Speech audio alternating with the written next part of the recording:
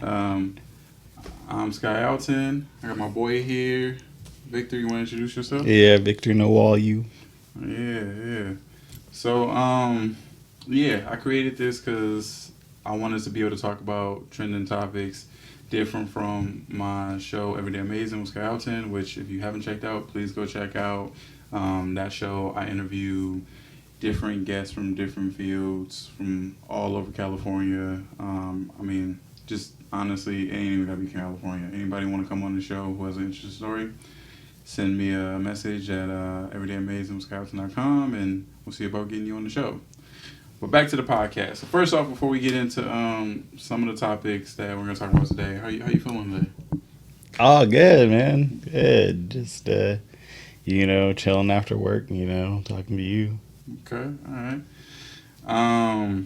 Where you want to start? I'm trying to think. So the topics that I had, we can talk about the Topuria and Oliveira fight. Oh, We get into yeah. that. So, first initial thoughts. Man, that went exactly as expected. I'm not doubting him anymore. Ilia Topuria is him, man. I just think that, like, his hands are just different. His hands are just different. Like, I was like, I'm not gonna lie, I was a doubter before. Okay. But after seeing like him boxing and training, I was like, oh no, he really boxed for real. So I was like, I think that he could be a triple champ if he goes up and fights Islam. Triple champ. Yeah, I've been a fan from the beginning. I watched. You're the one who turned him on. I watched to his me. rise. I knew he was special. I knew he was gonna be champ. Just from like, he didn't seem to have many holes in his game. Mm-hmm. His confidence was through the roof. Right, he just really believed in his skills, and it seemed like the guys he was fighting, the way he was beating them, and the way like he was making it look easy. Right. Yeah, he's making everybody look easy right now. Yeah, and so as he rose up, and eventually people were doubting him when he was getting ready to fight Volkanovski, and I was a believer because I was like, I remember that fight he did with Bryce Mitchell, and like Bryce Mitchell's good. Like don't let Bryce Mitchell fool you. He's actually like really good, and What do you mean by that? well, the camel He toe. gonna be like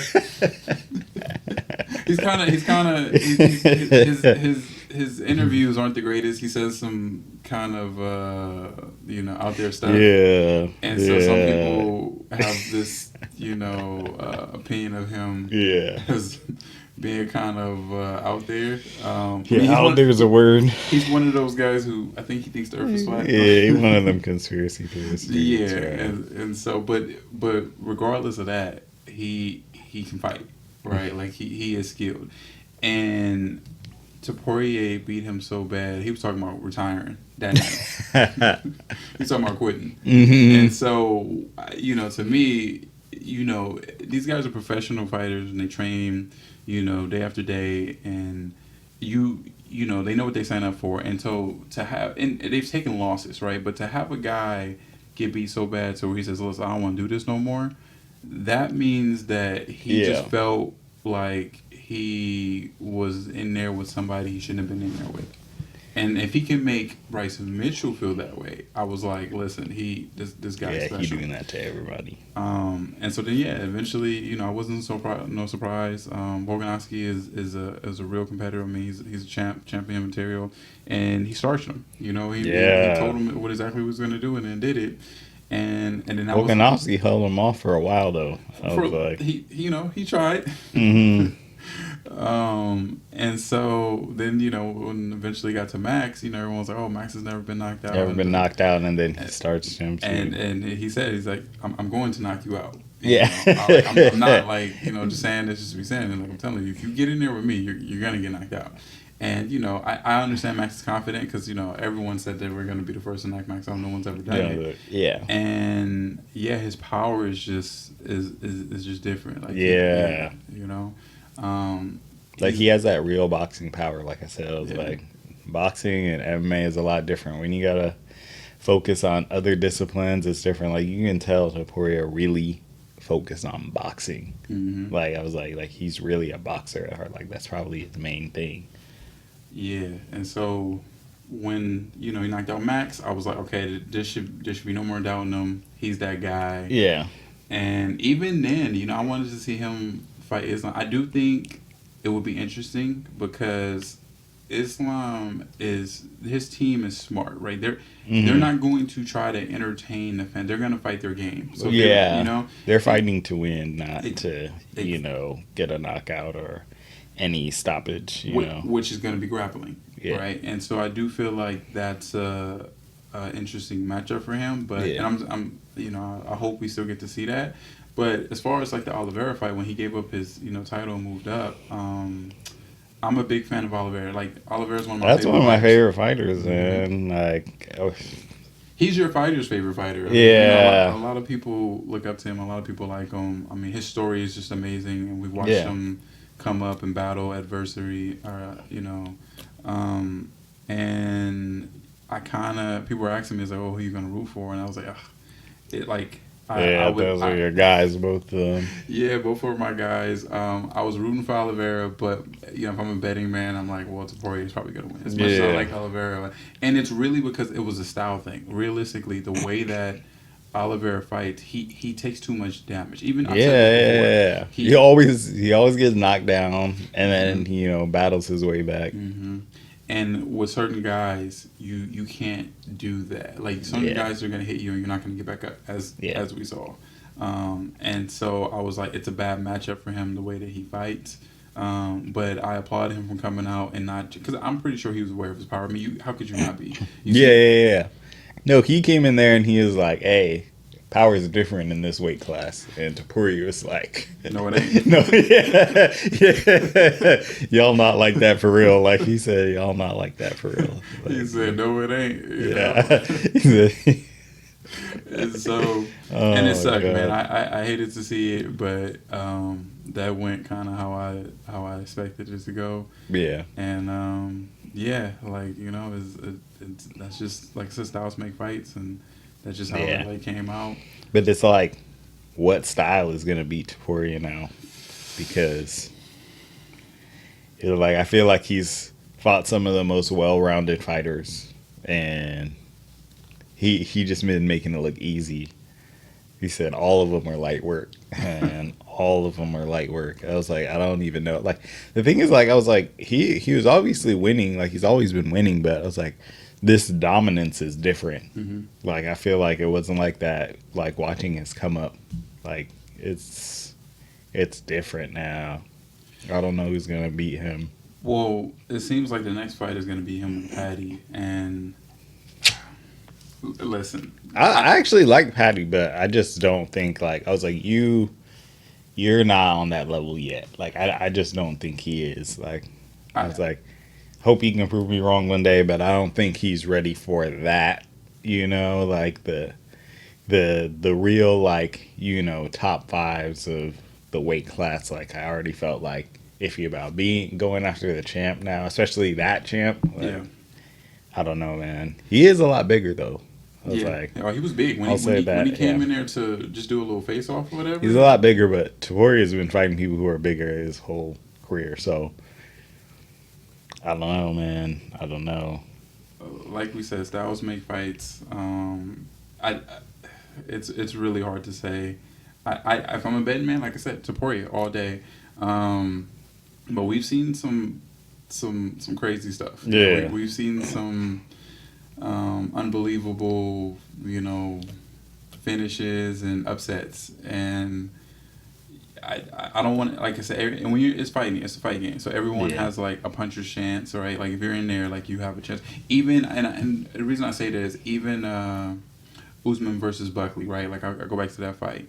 Usman was dominating, right? But even Usman was aware of Buckley's like raw power, right? And he was just like, I'm not going to stand and trade with you, I'm not going to risk, like because all it takes is one, and as Usman being experienced, who's had that. I'm still upset about that. That's some bullshit, man. He should have beaten him all them times, and I don't know how. Trust me, I lost a lot of money on that fight. I know, but that's the fight game. So Leon Edwards, right? Only to lose it to him, Bilal Muhammad. I know, but that's another thing. Bilal Muhammad is style wise, whatever. He may not be exciting to watch, but he gets it I done. mean, he does get done. That's not necessarily anything against Bilal Muhammad. It was just like Kamaru Usman would definitely beat Bilal Muhammad, and I just feel like I was like, come on, man. That might be the next fight, to be honest. They're talking about that. Bilal Muhammad wants that fight. Usman's like there's nothing in it for me. There's nothing in it for him at this point. Like he should be going for belts. Yeah. Technically, I believe Bilal Muhammad would be still ranking wise. I think he's still the number one because he just lost the belt. So I think he's second, right? So I feel like if Usman wants to, get that title shot, either he has to go through Bilal or he has to be called out directly by the champ. And so if he's not called out directly by the champ, then he's not going to get called out because people trying to make money, and unfortunately he's just not the name that's bringing in the viewership. But he's great in his own right. It's just not everyone can play into Dana White's hand. It's true. I'm trying to see. So, what you think about this whole UFC at the White House? Bro, that's so stupid. I'm sorry, bro. That's so dumb. It's just like I said. I was like, seems like a whole security issue. Yeah, you're gonna have some weirdos at the White House. Y'all already seen some shit go down in the past with weirdos at the White House. So I don't know why you want to invite more people there that don't need to be there. I was like, I understand it'd be a huge event. But I was like, I don't even think like where would you even actually host that at? Would it be outside? I was like, can't really do it inside. It would have to be outside. And I was like, how exclusive is it gonna be? I would think you could only get people who you could really get some, security measures. They'd have to be super vetted. It's not like regular fans are really gonna be able to do that unless they're hella dumb and just let regular fans come. Yeah. I was like, dude, already damn near got assassinated. So it's like, I was like, if you want to invite people to come do that shit and line yourself up again, that's on you, I guess. So I was like, I mean, I just don't think it's hard. I was like, I could bring in the money, but I was like, there are way easier ways to bring in the money than doing that. That whole charade isn't helping anybody. And the crazy part is they don't even need the money. So I just don't understand why. Trump's probably personally benefiting from it somehow. He's got to be, because I'm like, why? Because that's all he's been trying to do is try to make all that money back that he got bankrupted on. So yeah, I don't understand the motivation behind having it there. I don't personally think that, as a fan, I don't feel any different by it being at the White House versus Vegas. That doesn't move me personally, but all the America folks, they that for them is probably a big deal. So I understand that. But and if you're a fighter, probably if you're a fighter, it's you get to visit the White House, that kind of thing too. So it's probably a big event for people who actually have wanted to go see that and stuff. But it's what Kobe Covington wish he would have been part of. He's gonna hope and pray that he gets on that card. There's no way he gets on that card. They're probably gonna throw him a bone. I feel no, it's done. He is done, but there's no way he gets on that card. It's just something that I figured we should at least mention, since it's something that they're trying to do, and Trump seems to be a very big fan of. But you see how it went down with Elon Musk. All it takes is one thing, and now all of a sudden he don't want to do it. So that's true. That's a good point. I was like, they already beefing. You been seeing that? I have.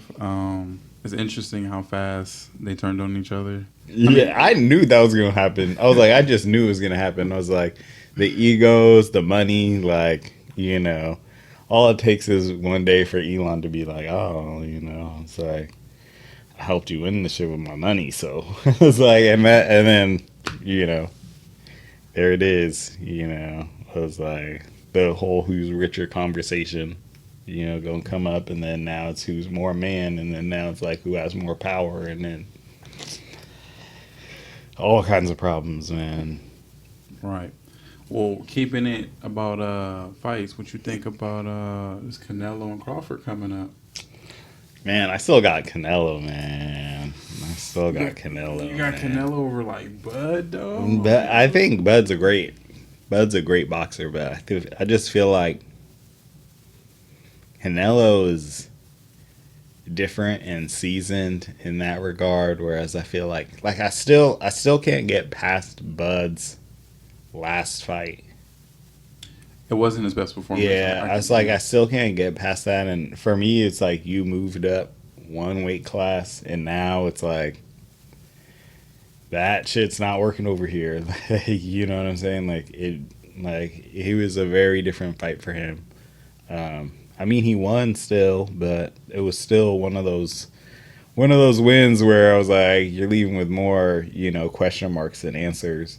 Yeah. Yeah. I think when most of the fighters get up in age, the dominance, it becomes harder, especially with these young fighters, it becomes harder and harder to be like a dominant fighter, right? Yeah. Yeah, you can win the fight and you can show that you clearly won, but you're not knocking out as many people as like you once was. Even with Canelo, like you see his fights, he's still winning clearly, but he's not knocking people out like he once was. It's actually funny you say that too, because I've always felt like he probably could, but for some reason, like I feel like he knocks someone down and then he takes his foot off the gas pedal. Like I was like, that's personally just what I've noticed. Like some of these dudes that he's fighting, I think he knows like he's gonna beat them, so it's just a matter of. The only time that I saw him really like where he was really trying to knock someone out was when he fought Bivol, and he just couldn't get through that guard, so he was hella frustrated. Like that's the only time in his recent fights where I felt like he was really trying to hurt somebody. Otherwise, like he could have knocked out. Well, I felt like Plant he was trying to knock out a little bit, like. Oh, but that was before. I'm talking about like the more like recent, the especially when he's fighting some of the young guys like Munguia. Like when he fought Munguia, I was like, bro, knocked him down super early. I was like, oh yeah, this should have wrapped. But he just like coasted for the rest of the fight. Yeah, I was like, I think he's just conserving some. In all honesty, like I don't know. I that's just it. Might just be my bias because Canelo's my favorite boxer. But I also think that he's just on a different level than some of these guys, and he literally does not have to try as hard as them.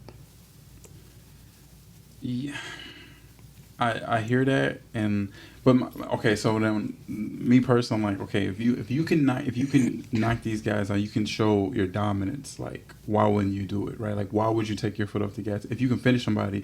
Like, you should finish them, right? Because trying to do that is also taking a risk too. So you open yourself up when you start fighting more aggressively like that. So then that tells me that that Father Time is catching up to him, because in his younger days he didn't have to worry about that because he had that stamina, that juice to be able to go for the knockout and still be like, okay, like yeah, it's fine. If I knock you out, great, but like I have something in the reserve to be able to go 12 rounds.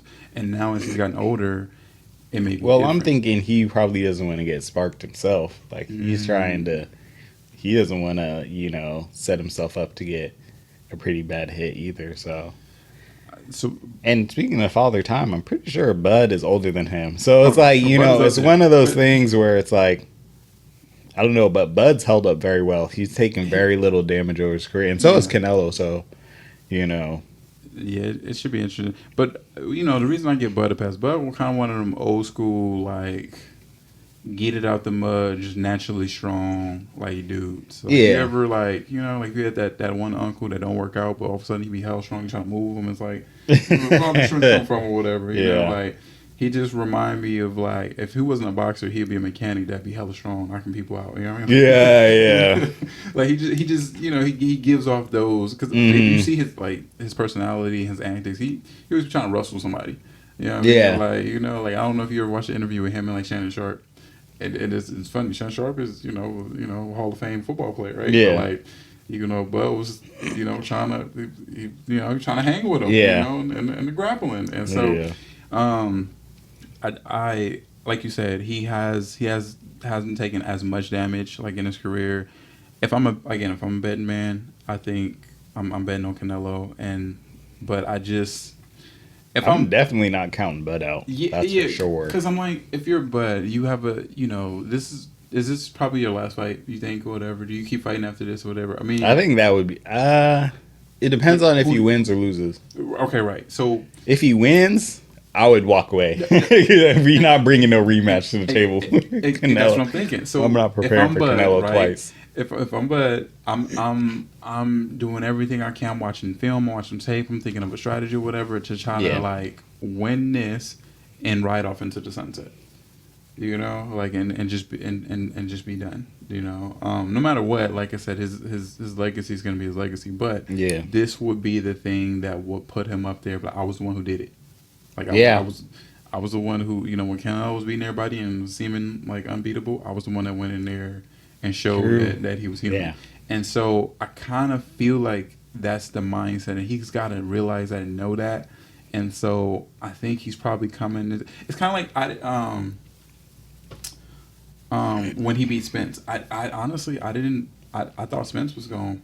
I wasn't counting, but Bud had a chance. I thought Bud was gonna win.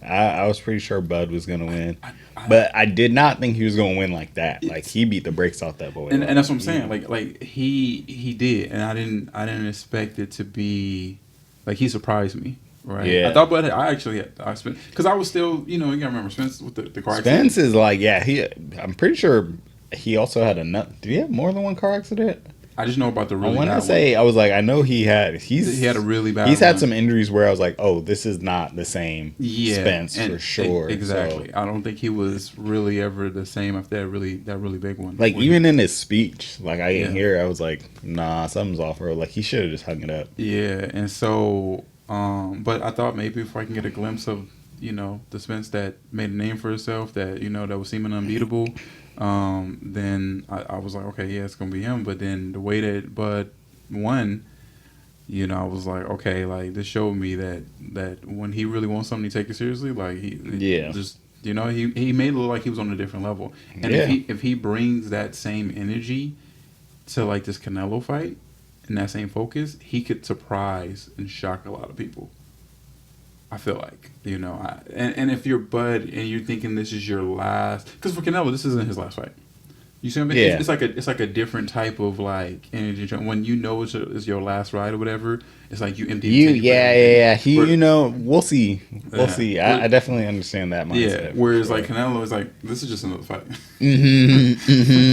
So, but imagine losing to a guy who was like, this is just another fight. Like Bud has to win at that point. Yeah. But it's Canelo. He does that to everybody. Everybody who's been beaten has just been another fight. Like he's just doing it just to be doing it at this point or whatever. Yeah.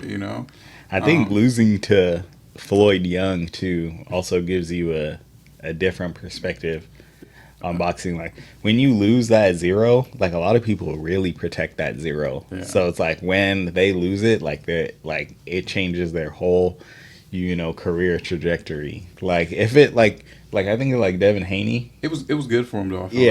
No, exactly. That's what I'm saying. Like I was like, to lose early like that to someone who's great, I think gives you a different perspective. I think he's more prepared for loss. Therefore, winning isn't as, like, his approach to winning is different now. Right. I was like, whereas like a lot of people is like, this is like, every fight is like their last fight. They want to be the one who, goes out on a high, but Canelo's just there to box. Like it's different. I definitely. The pressure isn't on him the same way, I feel like. Now it's funny because you mentioned Haney. Like I think of like Devin Haney when he fought Ryan Garcia. Like him losing that 0 was very important to him. Like you could tell. Like he wouldn't have gone through all the hoops that he went through. Well, he's still disputing it to this day. Yeah. So I was like, but like everyone knows he lost. Like everyone knows he lost. Doesn't matter. Like it doesn't matter what your record says. Like I was like, you didn't win that fight, and everyone knows that you lost. And it's not only just that you lost, it's how you lost. Right. Like, this person picked you apart. You could say, oh, they were on, whatever, what's it called, PED. Yeah.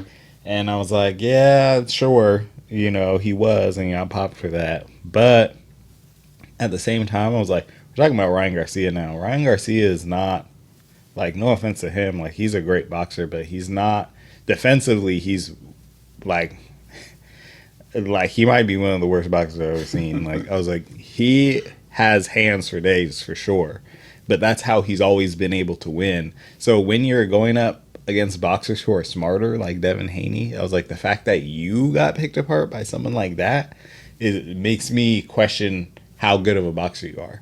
Because, like, your whole thing was, being the person who wins on points. Yeah, he's a point fighter. Yeah, it was like, so I was like, if you're getting picked apart by guys who aren't winning by points, they're knocking people out, like that's like losing to Rolly Romero, like saying power puncher, like these guys are coming to knock people out. Like, I was like, those are the people who should be easier to pick apart for you because they're usually swinging high, one dimensional. And I was like, those are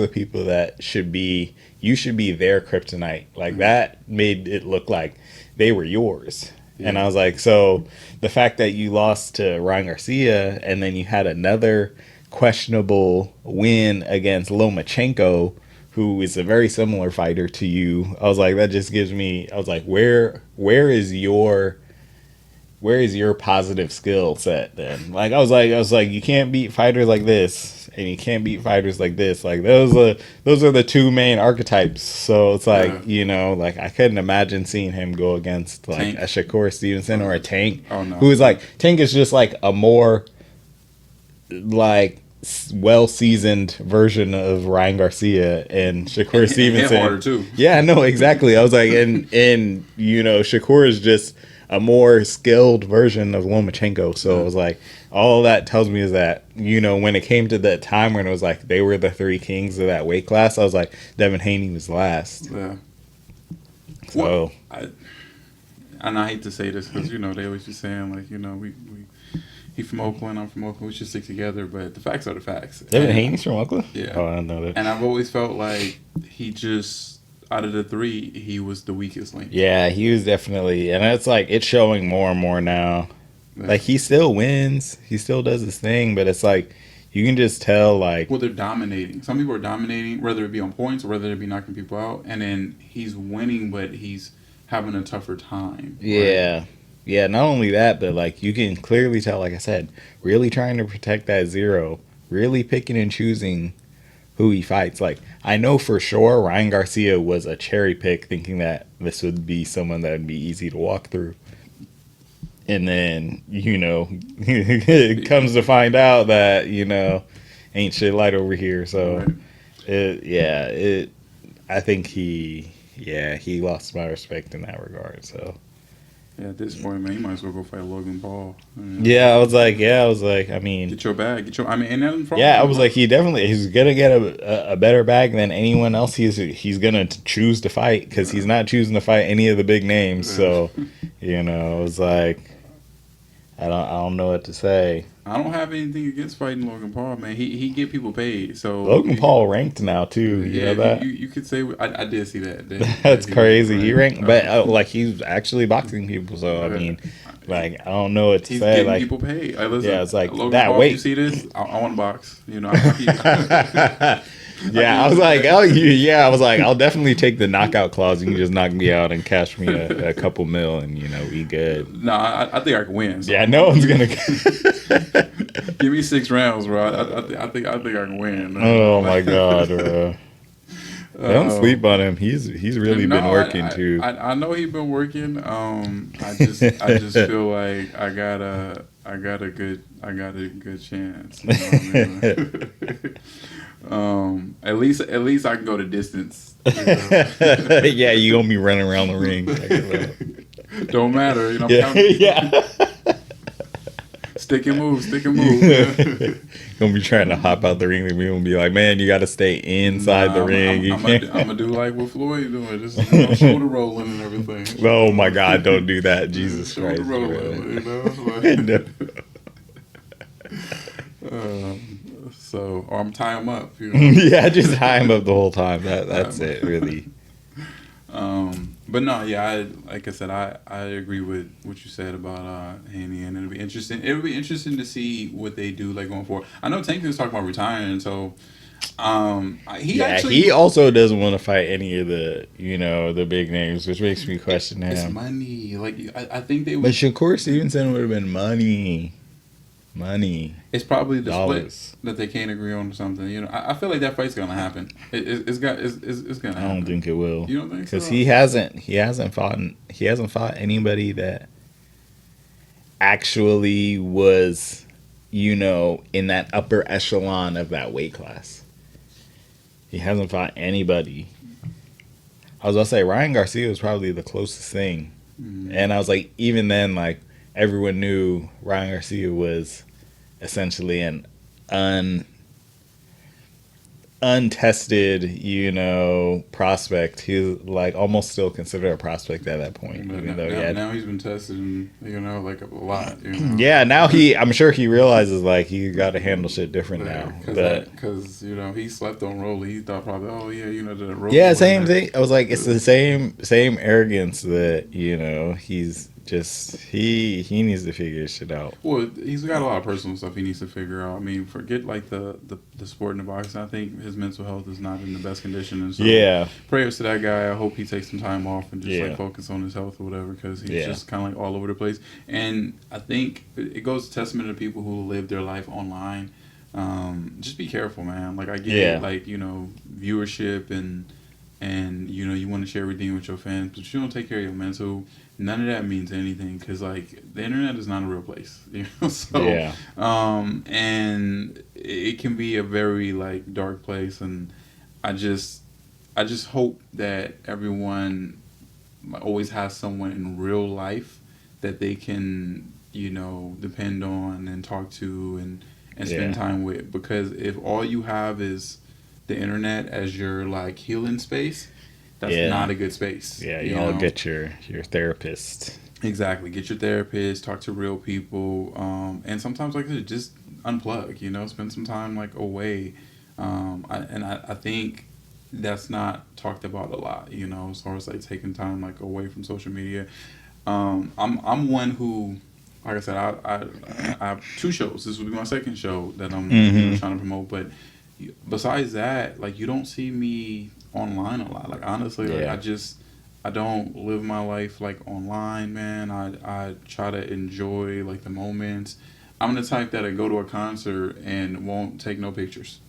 Yeah. Like I'll just be in the moment, and that's not to say like every concert. There's some concerts obviously I'll like take pictures and videos, but sometimes like I just I just want to enjoy the moment, and I don't want to spend that time trying to record the whole concert.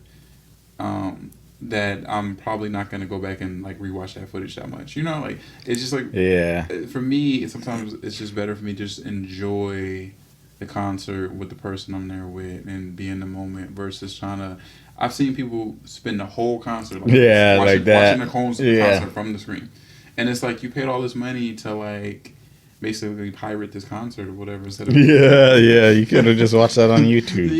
Instead of like being in the moment, and people say, well, I want to go back and rewatch it, but I just really question that, because I don't know a lot of people who go back and rewatch the whole concert the way they be recording it. I can only speak for myself.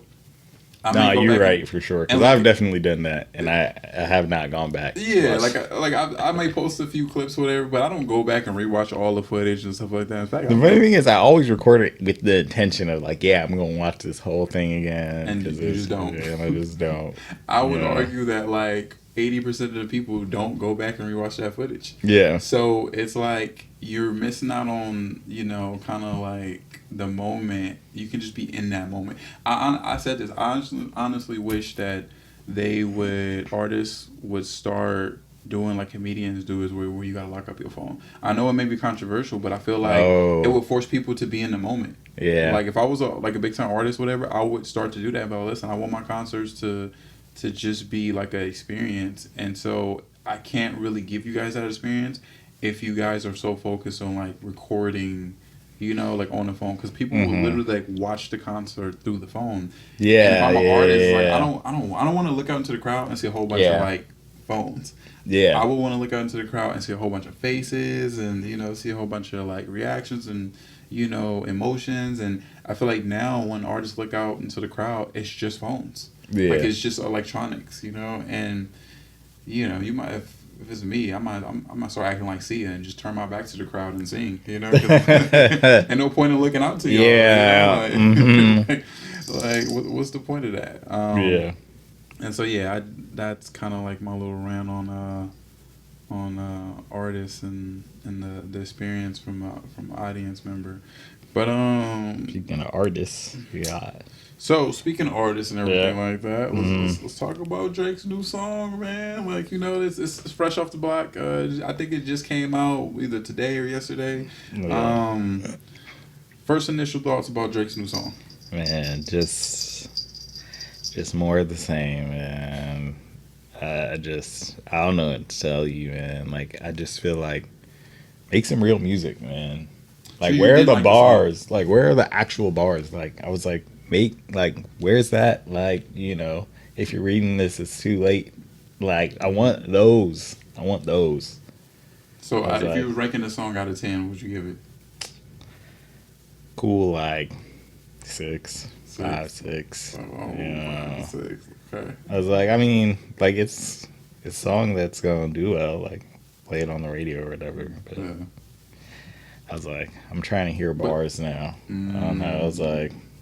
like, in all honesty, some of them trap artists are already doing what he's doing just as well. So I was like, I don't have to go to you for that anymore. It's like there's a lot of people who are making just hits.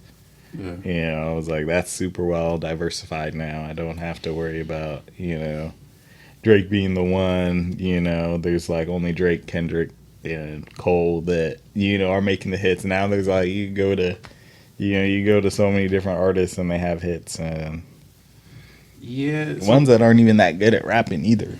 So for me, the song was probably about as like I would give 5 or 6, right? Yeah.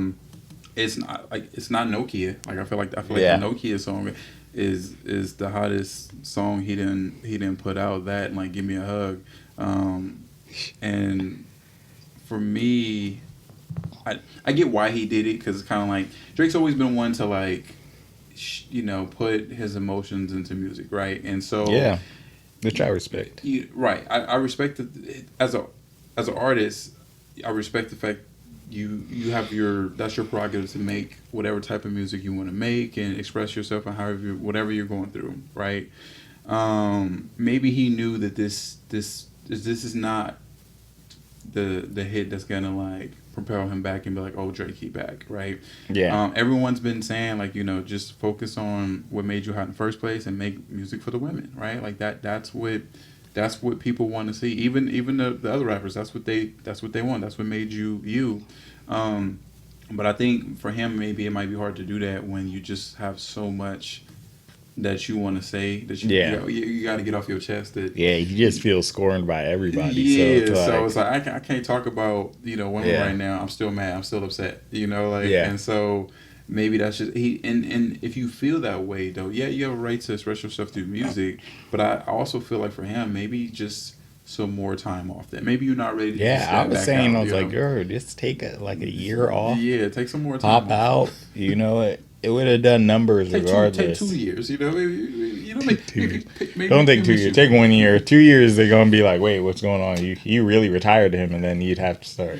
Then you have to start talking about it again. But who cares who cares if you take 2 years and you come back and you just making music for the women? Maybe he can come back and be like, listen, I was raising my kid, I was watching, like I was just enjoying life, just I bet, because you got to think about it this way. Drake has never really taken a big break. He always No, has he's something always like trying to put some out. he always has like a summer project. He always has like like some songs, some EPs or something. So he has never really taken a big break away from the industry, right? He just constantly, been putting out music, and maybe it's just and as a fan, I get it. Like we can't tell an artist like when they should take a break, right? We can share our opinion, but if you feel it's like fighters, like we as fans, right? We be like, oh, it's time for him to retire. Like Mike Tyson shouldn't be fighting Yeah. anymore. But as a Hmm. fighter, he's like, who are you to tell me when I should stop fighting? Yeah, I think it's Like, one of those things where it's like, bro, you're just getting more and more brain damage. You should probably. and with Drake, it's like when you putting out stuff that don't feel like the level you should be putting out, or we don't feel like it's the level you should be putting out.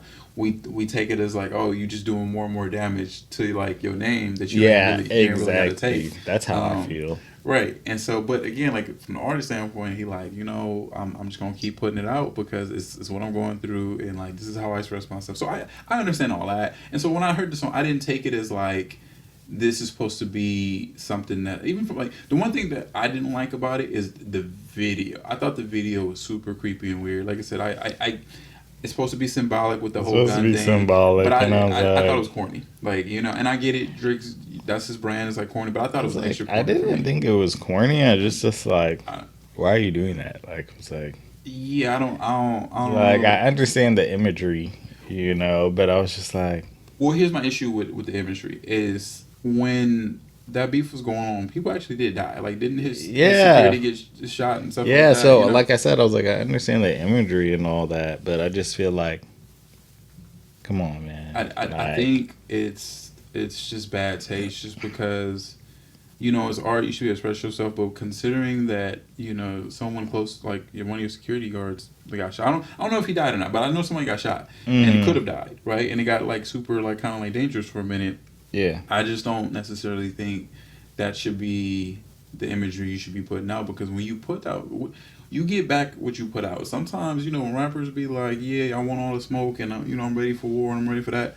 Okay, then it takes some. It That takes be some. somebody who really about it. It takes some like over eager fan of the opposite side. Sometimes it don't even be like the other side. It'd be like somebody who is riding for the other side just on their own accord. Yeah. and then they go and do some stuff. Like a lot of times, I feel like a lot of things that happen don't even be always from that side. It just be people like hardcore diehard like fans that like just take it way too far, and they think they really a part of the beef. They're like, Yeah.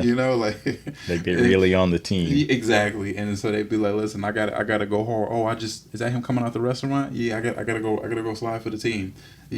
And so that's my only Some unhinged individuals. yeah, that's what I'm saying. Like that's my only issue with the imagery is like when you put that out there, sometimes you may get some unhinged individual who's like ready to ride, and nobody wants to see that, on either side. And so, other than that, it is what it is. Like I said, I mean, it's not going. I don't think it's going to do crazy numbers. I don't even think it's going to be in a club like that, because, like I said, I feel like it's just. I mean, it went #1 already. Did it?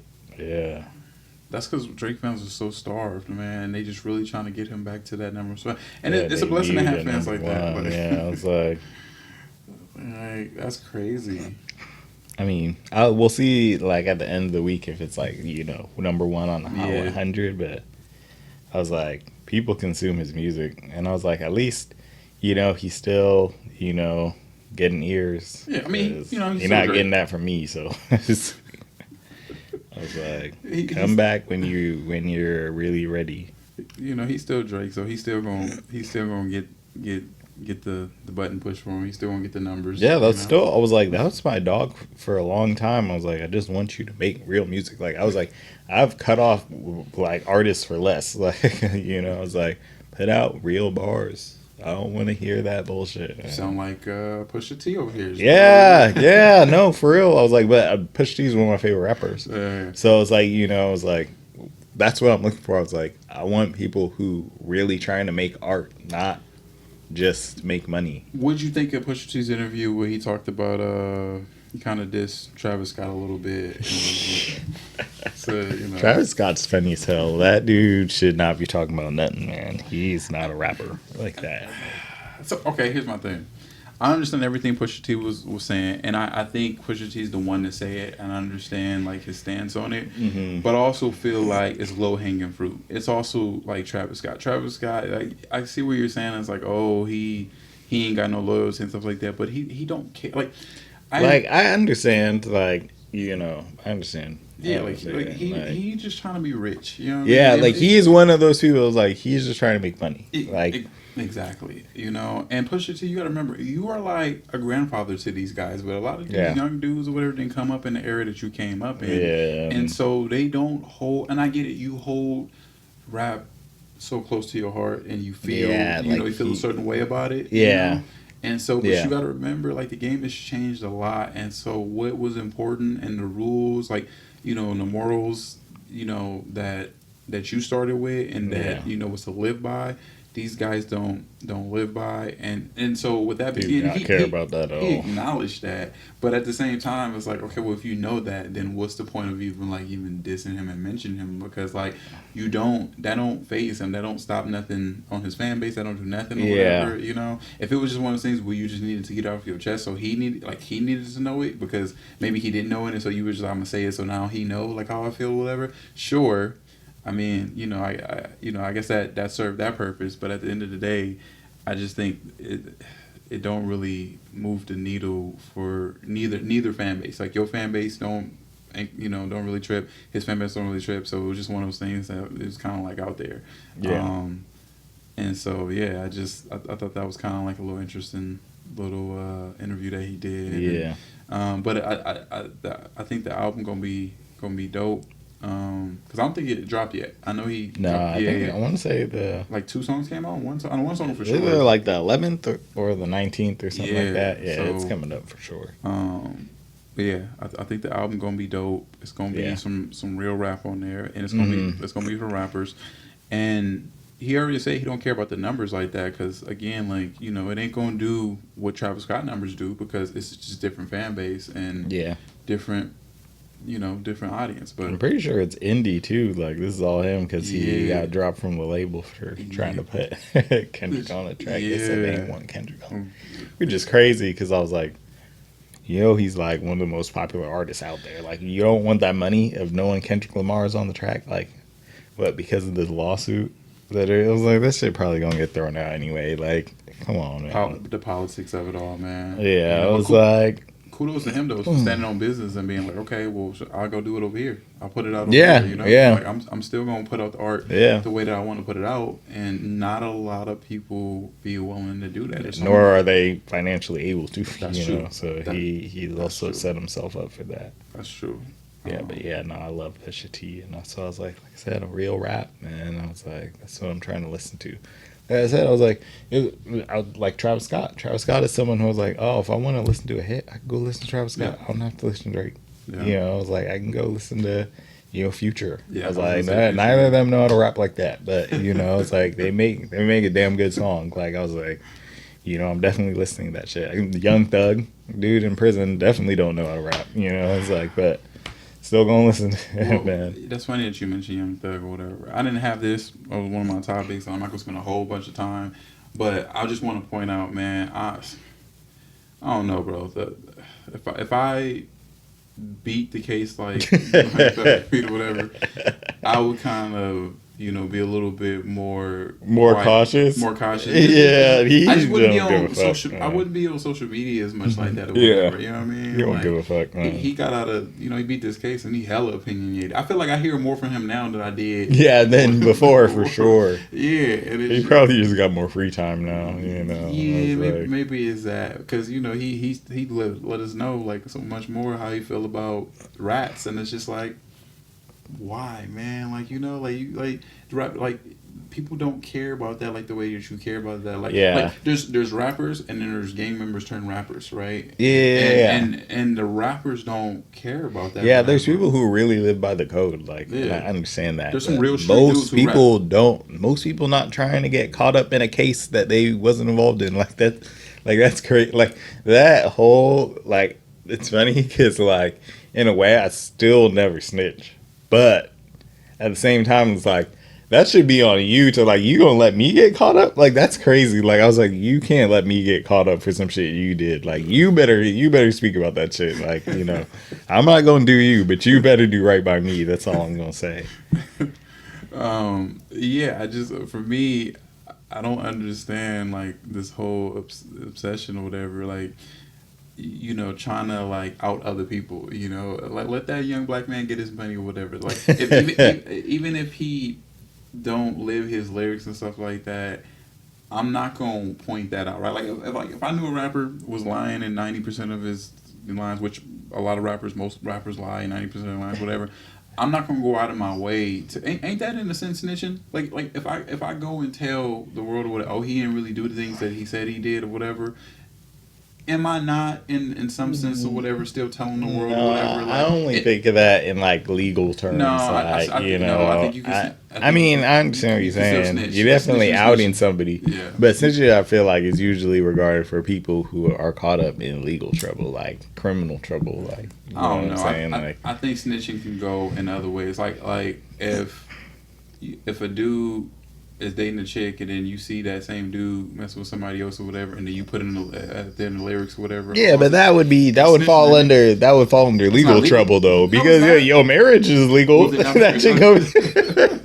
What if they're not married? Yeah, I was like, if they're not married, then I don't know, bro. Like, I guess it's. What if you just, you a hater or whatever, and you don't like that he was with that chick, so you just out here like, oh, yeah, he out here cheating on this girl or whatever, and she a real dude. Like, that's like still snitching in the sense. Yeah, like, no, it is. You worried about like what I got going on or whatever. No, it is. So I to me, like I said, it's so backwards. Like, my understanding, the way I grew up or whatever, snitching, I agree with you. Snitching was the only thing where, like, if we both got caught, I'm not going to tell on my friend to get less time. That's the only way. Like, I think if you ever want to know about snitching, Bobby Smurder is the perfect example of, like, whole career ruined because, and he took he wanted more to time. take the rap for somebody. Yeah. He took more time because, his boy couldn't do the money here. She was like, okay, well, give me, like true friend, don't get me wrong, like that's a real one right there, yeah. Whatever. But like you said, it cost him pretty much his whole career because he was like at the peak, he was up there, and it just and then even when he got out, like he was never able to touch like the charts like he once was, whatever. Yeah, I didn't even know if he was still making music. He made a couple of songs that just they kind of came and went. And it wasn't the same. Like it's also just like timing too. Yeah. Like sometimes you strike gold at the right time. He was in like TV shows and stuff like that. He was really like propelling or whatever, Yeah. And so it's a shame. But again, he what I liked about him is like he didn't make no excuses. Like, he lived that way and he did the time and he came out and was like, yeah, I did what I did. You know what I mean? And so I respect his way of life. It's almost like a different culture. I respect your culture. Yeah. Mm-hmm. Like I'm not gonna do that shit, but but again, I don't claim to be a street dude. So I pay taxes. So if I pay taxes, I'm gonna use what I pay for. Yeah. I pay part of the salary to the cops. So I'm not gonna get my money's worth or whatever. Yeah. When you own like property and stocks, or whatever, you should definitely be, like using it. So that's just dumb to me or whatever. Like who owns property and just like, I'm not going to use the cops and stuff like that. That's just a waste. Because you giving them money or whatever for nothing. So it's different though when you in the streets, you live by the street code. That I understand because you ain't paying Uncle Sam anyway. So. But you just assume they ain't working. They just. I mean, I would. They just are really on the street. Like, if you're a D-boy, you ain't working. You ain't paying taxes. I mean, that's true. So, really. But if I'm paying taxes and I live in California, as much taxes as they taking from me, I'm definitely using what I'm paying for. Yeah. So, that's how I look at it. Though, it ain't even about it's just that to me. the way I look at it is, you a public servant. You work for me, so like like you don't get to decide like like you don't you don't use the cops. No, if I'm helping pay their salary, whatever. No, they partly work for me too. So like this is a service that I'm paying for, so I'm not gonna not take advantage of it. Yeah. But again, it's a case by case or whatever. Because I have never been in a situation where I've needed to. Yeah. And I hope to never be in a situation that I need to. But it's with the whole like rap industry and like the whole like he's essentially a rat or whatever. If a hit is a hit, like people don't necessarily like care about whether, because again, I think in this day and age most people know that 90% of the lyrics are BS, right? Like people ain't like you ain't out here doing what you're doing. But again, if it sound cool, then that's all we care about. It makes us move, then that's good enough. So all this other stuff or whatever, I always just want to tell people, man, just get your money. Get your money. Like, get your money, get your money, get your money. Like, at the end of the day, if somebody getting paid, like, I'm not one to, like, hate on that. So, yeah. With that being said, I don't know if you didn't pay attention, but they spent a lot of money, I feel like, on the marketing. Because there's been a lot of talk and even like watch parties for this whole Love Island show. Yeah, Love Island popping off. That was already a popular show, but now like everybody really watching it. I feel some type of way. I disagree. I don't think everyone is really watching. I think they've spent money on the marketing like this year bigger than like what they've done in previous years. But I think it was after the fact though. Like it was after they saw that there was some extra traction and they're like, let's just push more of it. I definitely think that here's how I think about it. I think the last season, and the only reason I know is because again, like people, I know a lot of females who watch the show, but I want to say that I think the last season they had Odell Beckham Jr.'s brother. Yeah, he was on there, right? So I feel like that gave a little bit more traction than it normally would have had, right? Because I think even he made like a guest appearance like via like Zoom or something like that, right? And so that got more eyes or whatever on the show than it normally would, and then after that, like I think they just spent a lot of money on their marketing to try to like really promote the heck out of it. But honestly, I'm gonna be real, it's not that great of a show. I said it. Like it's. I mean, it's not. It's just more people, paying attention to the drama, and but it's not even real drama. It's fake. It's overproduced. It is literally a fake show. Like it is, a show that like they. I mean, in a way, I don't think it's scripted. They definitely tell them and encourage them to do. I mean, things. There's certain things I'm sure, like for all reality TV, that's like that. Hold on. My bad. So it's definitely like a over scripted show that I feel like doesn't need to be that scripted. So I'm gonna give you an example, right? Because there are better shows out there, and one I will say there's a show that I actually watched that's called Hunt for Love. And that show, what they did is they took a bunch of people that used to be on 90 Day Fiancé, right? And they basically put them in Mexico, and they put them with some other like local people and some people who weren't on 90 Day Fiancé, but they're just like attractive people. And they like basically was okay. We're gonna see if these people actually like build connections and like get together. And the reason I say that show is better is because it's raw, it's real. They actually let them drink. No one actually drinks on Love Island, so that is legal reasons for that. Well, isn't everybody like over 21? So like again, like what's the legal reason? There's no one. Yeah, but I think there's like something about like having them drinking in settings like that. Like other shows do it all the time. Like, but I mean, like they're probably trying to avoid something. You know what I'm saying? Like they don't want to. They're probably trying to avoid a lawsuit as opposed to like keeping up with some like make you sign a waiver. Yeah, I don't think that. I was like, there's probably. All I'm saying is there's probably something that they thought of that because they do that for a lot of shows. Like, it's not a lot of reality shows. They don't let them drink. They make it look like they're drinking. Have you watched but Zeus? Zeus, they drink and fight all the time. That's Zeus the whole is different.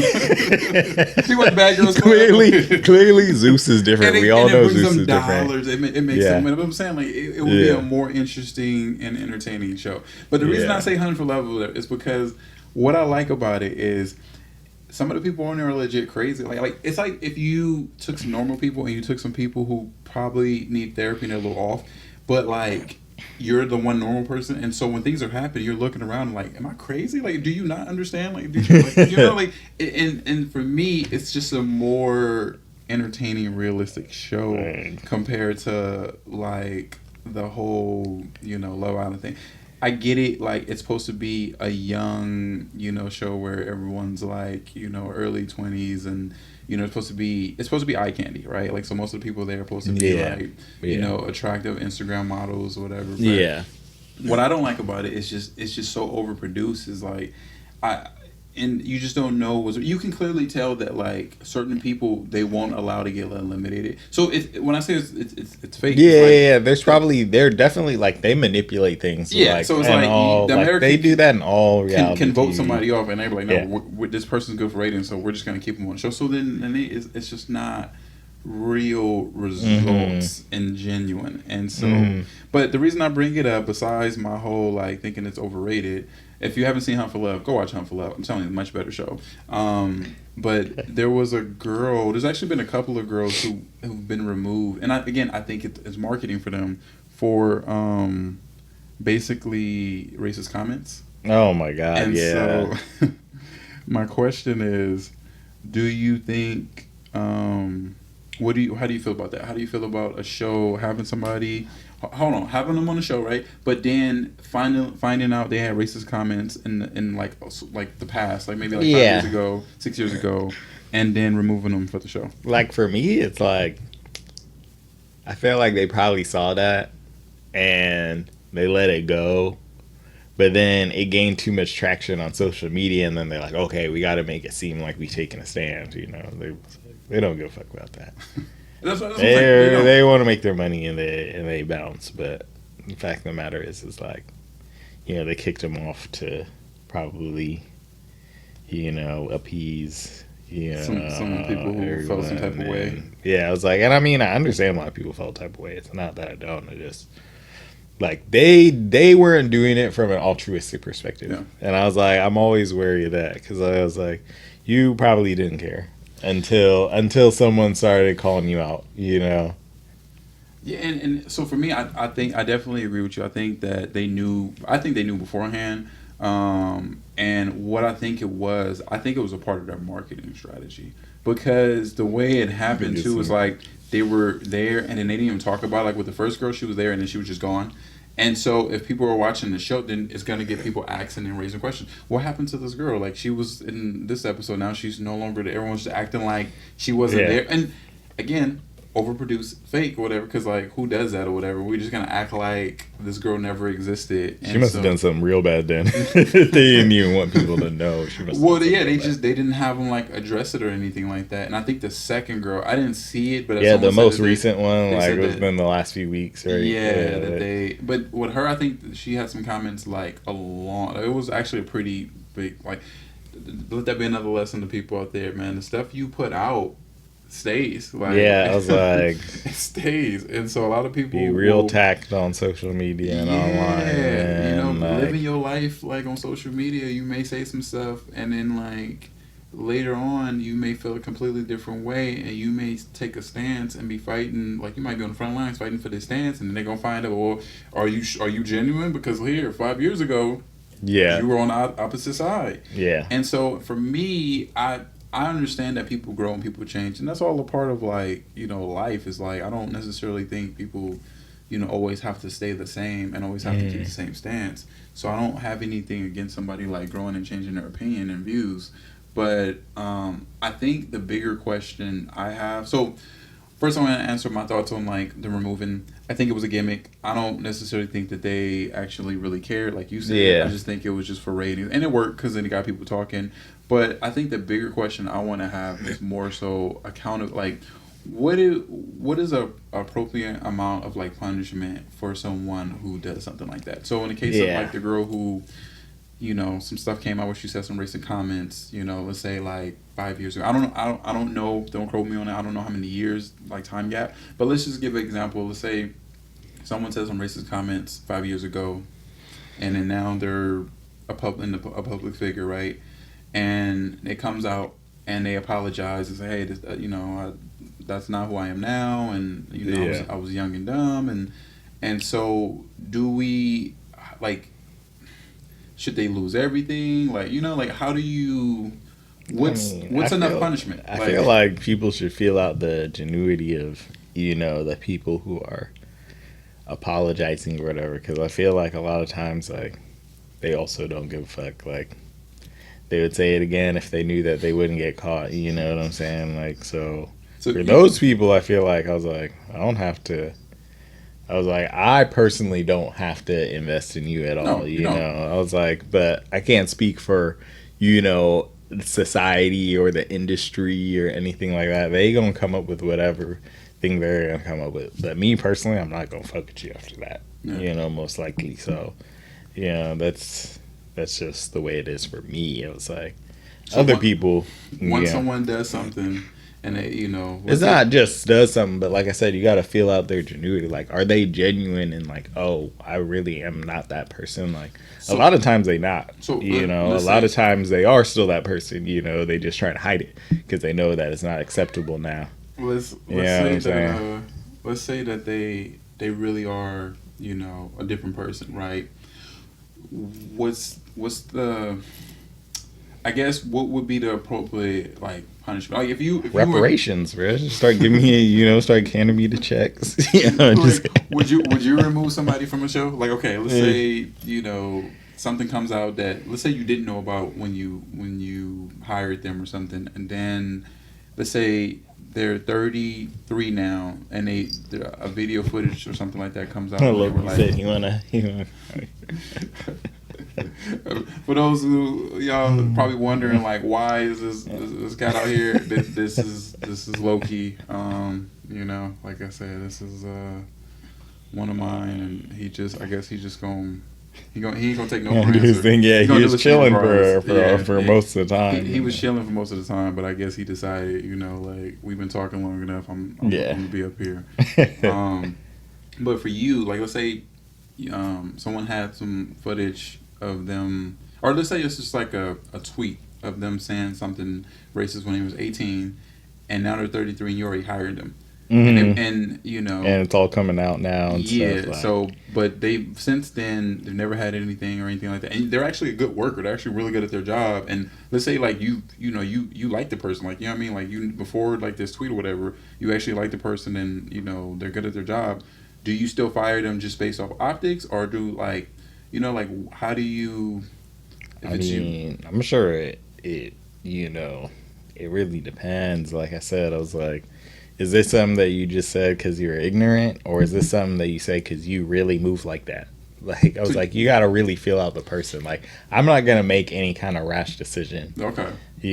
But I would understand if someone did, just because the way it is, and how people feel about racism and other things like that, nowadays. So I was like, for me, I'm definitely gonna question you. That's for sure. And that's I was fair. like, I'm definitely gonna question you. I was like, can't trust people nowadays. Like a lot of people where it's just like after we have our president now, like a lot of these people coming out of the shadows. I was like, they was like that before. Yeah. It was like it was like all they were doing was hiding, in plain sight. I was like, so you got to be careful, with people like that. That's a really good point. That is true. I mean, some people really do, be like that, and they don't be sorry. But I think for me, for the ones that I do feel be like genuine, my question is like, especially with this social media age and everyone having an opinion and everybody having a voice. Yeah. I just don't know what the appropriate like punishment is. Yeah. And when people do, like when people make a mistake right? It's like I can acknowledge the mistake, but I don't necessarily be wanting people to like lose everything, right? Like to me, I feel like how far is like too far, right? Yeah, Because like then I be thinking like, if that person kills themselves, well, again, we never want something like that to happen. But if that person like self transitions or something like that, then all of a sudden people feel bad, and it's just like, how much is like too much? Like how far is like too far, right? And so I never really want to, push people to that limit because I yeah, feel like no one is ever all of like one thing, right?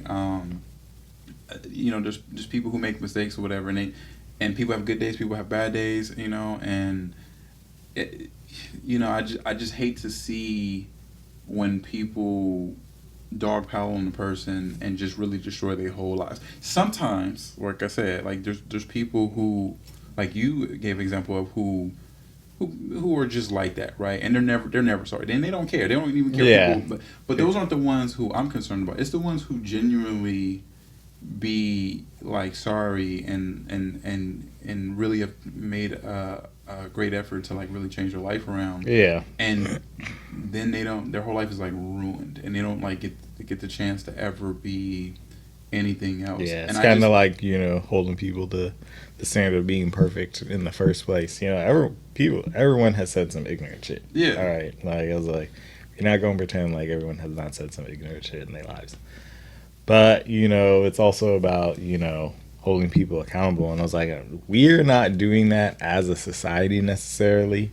Like, we're all individuals. But the problem is like when you're in like, for example, like entertainment, hmm like when a lot of individuals, decide like, hey, they ain't trying to work with you now.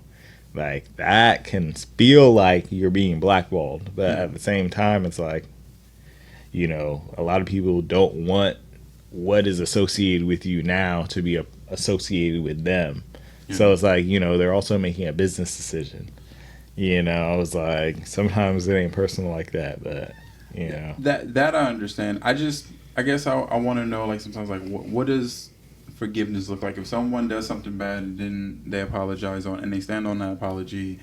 At what point, you know, do we allow that person to rebuild and continue? And I get it; it's a little bit harder, like I said, in the entertainment industry because like this type of business, even me, like is a fan based business, yeah, and it's if the fans love you, then you can make money and you're in business. If the fans don't love you, you lose fans, then you lose sponsorship, you lose money, you lose revenue, and then you can't support your family and all that. And hmm so, I definitely think the consequences are for sure bigger. But like you said, no one's perfect, and sometimes people like make mistakes. And as these young ones like come up, they're gonna make mistakes or whatever, and that's just a normal thing. And I just hate to see their whole trajectory like ruined because of one mistake, two, something that they just were learning. And it's not easy because, like I said, a lot of them don't have guidance. They're not media trained, right? I'm trying to think. There's a guy I'm trying to think of whatever that he's not. He's gaining traction, but you can tell he's not media trained. He's very much like himself. And there may be like there's a few people like in the music industry like that. Like when we talk about trap rappers and stuff like that. yeah, They're not. These labels aren't investing in them to get media trained and stuff like that. yeah.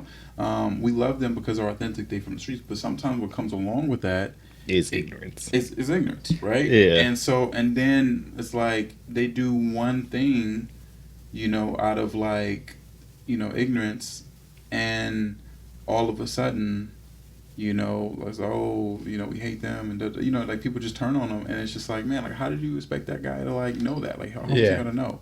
Like he wasn't like taught or trained to know how to navigate yeah, this industry. And so that's all I say is like it made me think of the bigger question. Okay, this girl had these comments, and like I said, maybe she's changed since then or whatever, but now she's getting all this hate mail and on social media, and people are calling her racist and stuff like that, and she's super famous, so she like I'm pretty sure she's gonna have trouble finding a job, right? Because like where you gonna go, like when your face is plastered all over the internet and people label you that, it's like you know I feel like you're ruined at that point. Like you can't really. Where can you go? Where can you go and like if Love Island? Fox News. Sorry. Well, there are some places you can go whatever that will welcome that. But if you're not really like that, like if you don't really believe in that. And so, but everyone is like, the whole world is like turned on you or whatever, you know, like I said, it could be hard to find a job and everything like that. And so, and yeah, so that's all I'll, you know, like, and the reason I'm thinking that, cause I think Louis C.K. was on tour, and I like Louis C.K. I've always liked Louis C.K. or whatever, but he was canceled, right? You know, and everybody turned on him and everything. And so, you know, and he was like, he took a long as a time comedian off. Though, not as a predator. Just to preface for people, liked him as a comedian. Yeah, as a comedian, or whatever. Well, you know, like I said, what he did or whatever was weird as heck, or whatever. But I never once, like I said, seen him as a. It was just a weird situation. It was very, very weird, you know. Like, and so, but yeah, he took a lot of time off or whatever from that, and now he's trying to come back and work again, and. Even still, some people still feel like, oh, it's like, it's just like, you know, if you did anything wrong in your life, people are gonna start questioning you. Like if someone finds out, oh, you an alcoholic, you a drug addict, it's like, oh, can I trust you to be, you know, to do normal thing? I can't trust you with my kid. Like I was like, you know, because you're doing that. Like, you know what I'm saying? Like I was like, but see, people pick and choose. People pick and choose. They do, because like they do. But that's why I said it's an individual thing, man. You had to decide for yourself, and that's why I said, like, in the industry, like, you know, any part of the entertainment industry, it's like multiple people are deciding not to fuck with you. Yeah. And I was like, unfortunately, those people might just be the ones who kind of have all the power for things, you know. And you know what people never talk about, but it's a real thing. Is like, and this is just the truth that a lot of people don't acknowledge or like to talk about, but your what you can get away with and what people are willing to forgive depends on how attractive you are. Oh yeah. Oh, definitely. Definitely. Like you know, people, because we seen what Louis C.K. look like, you know. I mean, yeah. Like there's definitely like a big difference between someone like Louis C.K. and, you know, some other people who have, you know, gotten away with things that like shoot, we could talk about Chris Brown. Chris Brown has done multiple things over, but he's still signing everybody up for them $1,000, you know, one-on-ones, you know, making all his money, kissing girls on stage. Yeah, like they do not care what. If you read the comments, girls do not care. Yeah, it's almost like the Ted Bundy effect or whatever, you know. We're like, but yeah, let someone else do that, you know, because like, it was a thing. Mind you, and it's not like he beat up, like, you know, his old girl for around the way, like he beat up Rihanna, like superstar Rihanna, one of the most famous people on earth, and he's still getting his money. Like even though he definitely took, you know. Took a step back, but like he is still very much successful. Like, well, okay, so with that, like, listen, and I'll say this on camera, like, I definitely feel like, yeah, he was young, he, you know, made a mistake, and he's definitely, you know, I want to word this very carefully, because his fans don't play around or whatever. I want to say that he's definitely. I want to say put in. I don't want to hold that against him. That I feel like he's definitely matured since that, right? And not really. He said it, not me. Yeah, y'all can come for me if you want. How I want to say this is like I don't think he should be. That should be held against him his whole life. And I definitely think he's moved on. But like my whole thing is, listen, if she's not mad, I'm not mad, because it happened to her, not me. So like, you know, and she, you know, there was a long time ago where she had already forgiven him for that. So that I don't hold against him anymore. Again, he was young. Both of them, you know, young love. Sometimes people like make really, you know, rash decisions and bad mistakes, right? And I was, you know, that was just one of those things. But what I will say is that the thing that stands out to me about him is he has time and time again he has shown to have kind of anger issues, right? And it's not that like someone makes a mistake once and that one thing should follow them. It shouldn't follow them their whole life. Again, it depends on the mistake. It's a case by case. But for me personally, I had moved past the Rihanna thing. But what stands out to me the most is he time and time again he's shown to be very aggressive with women. Yeah, right. He keeps doing the same thing. So. And like I said, there was the Carucci situation and stuff like that, and then there's been other women who's come out and saying like he's been very aggressive, and and what I don't understand, and I can't wrap my mind around is like some of the things that he said like publicly are red flags, and people just ignore women because they like them. They just ignore it. Like the whole like. I mean, let's keep it real. He stalked Carucci. Like anytime Carucci dated someone else. Oh he has something to say. Yeah. To me, that like if you have sisters, that should concern you, right? Like nobody wants like their sister's ex boyfriend or whatever to be like. Oh all on them. Yeah, if she dates somebody else or whatever, she better not ever date this person. That's crazy to me, right? That's insane, And so that's like my only kind of like, and then what I don't like is people encourage bad behavior. Like I would see like women comment and say, "Oh, they should get back together." Why? Why would you want that? Yeah, yeah. Like it was like, have y'all not seen how it's gone? Like yeah, like why would you want that? Like why would I want two people who have shown to be not good together to be together? Like what I mean? Like yeah, exactly. It's like saying like I like and. We got to talk about the bigger issues. Like sometimes our culture in general encourages bad behavior because like everyone knows the Ike and Tina situation, and like even like it's been a long standing thing for many years or whatever. We like it was just a thing, and people make jokes about it and stuff like that. But I'm like that woman was like abused. Like this is like one of an icon singer. And like it was just a known thing that like Ike was putting hands on her and beating her, and like it's like no one like cared. Like I don't want to say no one cared. People cared, but like it was kind of like. Just domestic violence was just kind of like made fun of or whatever, and like people would dress up as Ike and Tina, and then like make jokes or whatever, and stuff like that or whatever, and it's just like, why would you, it's like again, different times, right? But now I look at things now, in today's time, it's like that's kind of like in bad taste, and so I kind of feel that way about like when people encourage people to get back together, who had domestic violence situations or shown like signs of that. It's like I don't want them two people to get together. Like I like as much as you may like him, as much as you may like her, or whatever. Would you like him hitting her? Would you like her hitting him? No. Like I don't want to see that. So I just think it's weird as fans sometimes or whatever. We. These are real people. So like there's the fan part of me that's like, oh yeah, like I love Chris Brown. I think he's one of the most talented people. Music, to touch a mic. Like he really is. He's really talented as far as like overall talent, dancing, singing. But at the same time, two things can be true. You can be very talented and one of the greatest, but you also can be like a bad partner in relationships.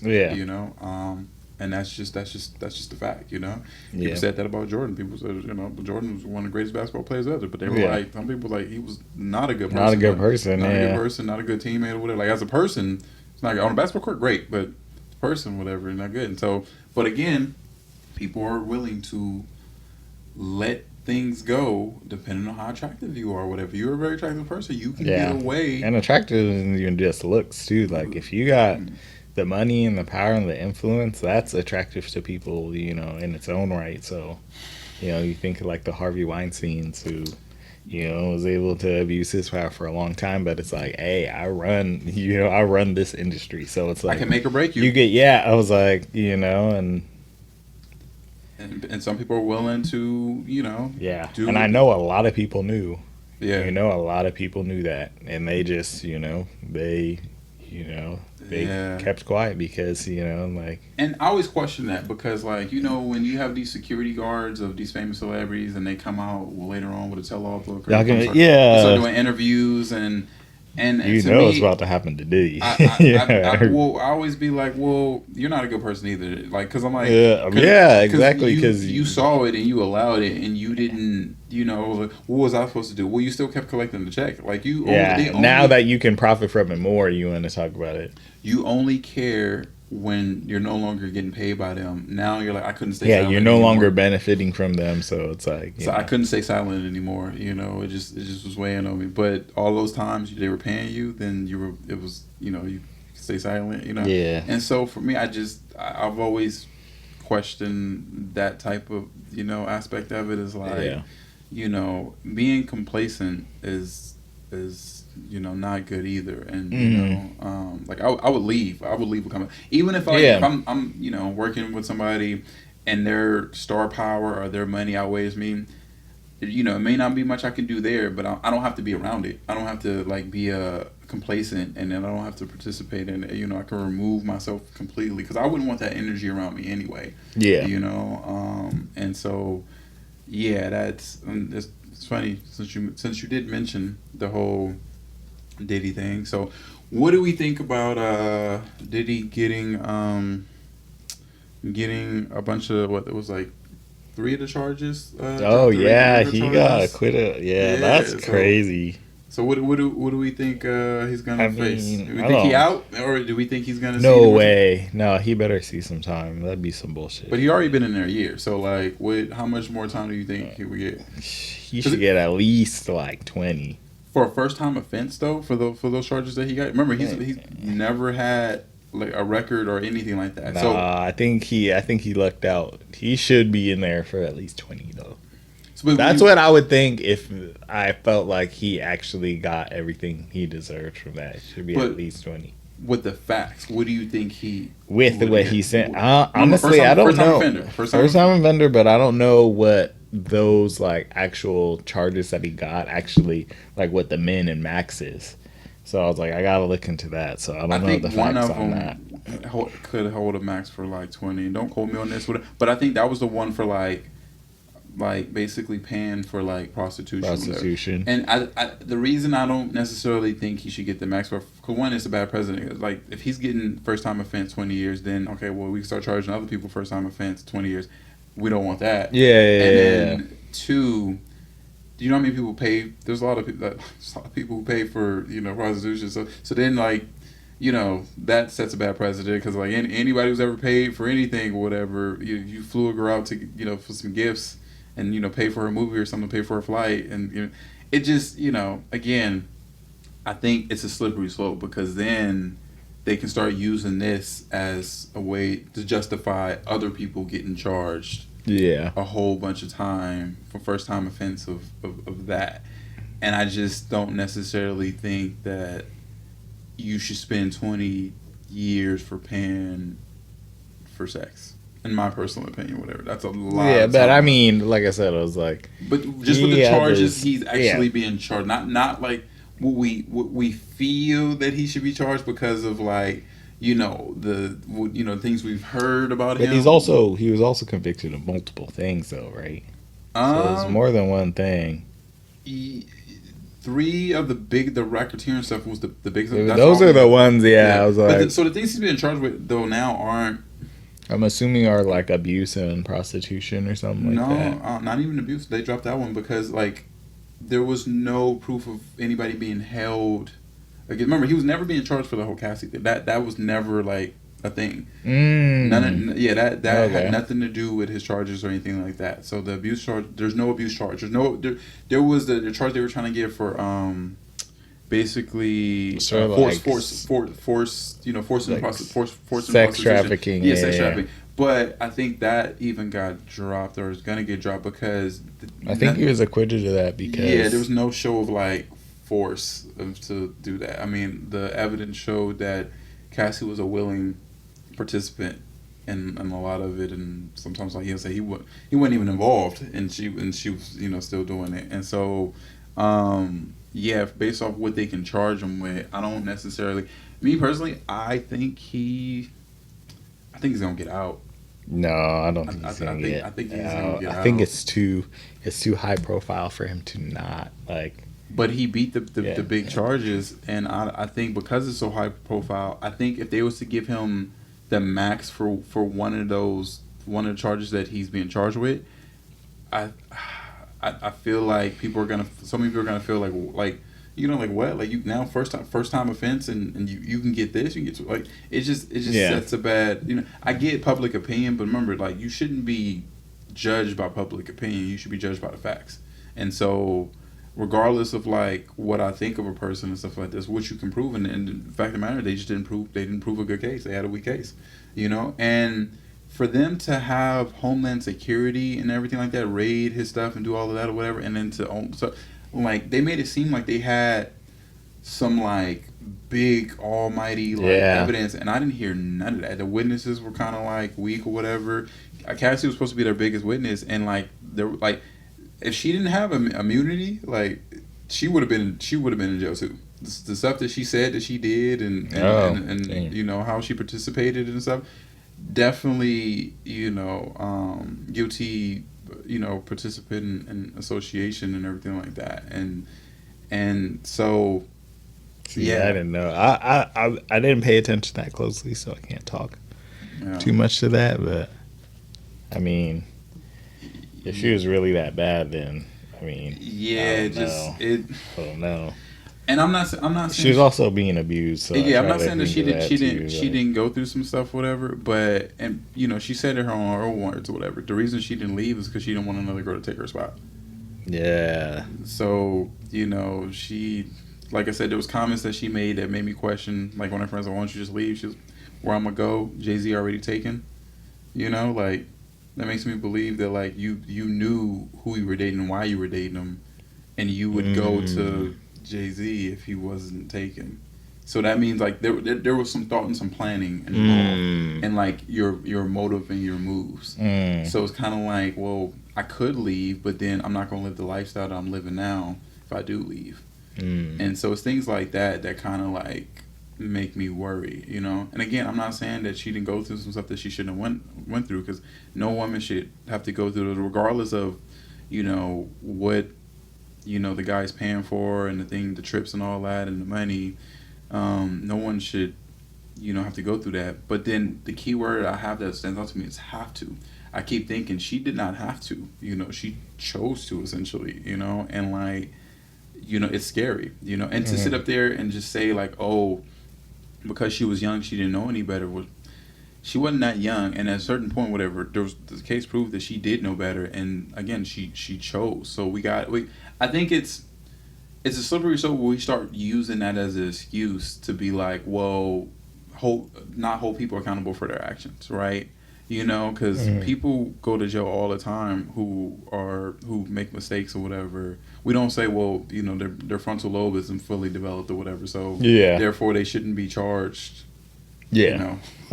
They can't be held accountable for killing this guy or holding up this liquor store or or drinking and driving. Like, no, like like you still made a choice or whatever, and that there was still actions behind that, and so yeah, it's I mean, I agree with you. What he should get and what he's going to get, I think, are two completely different things. And everyone who's kind of been saying it, they've been like, yeah, like they didn't make the strongest case, or whatever. So like, he probably, even if I think he's gonna get out. But if he doesn't get out, I think the time he gets isn't gonna be like a whole bunch. Like I say, he's already been in there for like a year, and so yeah, I think that's what's gonna happen with that, man.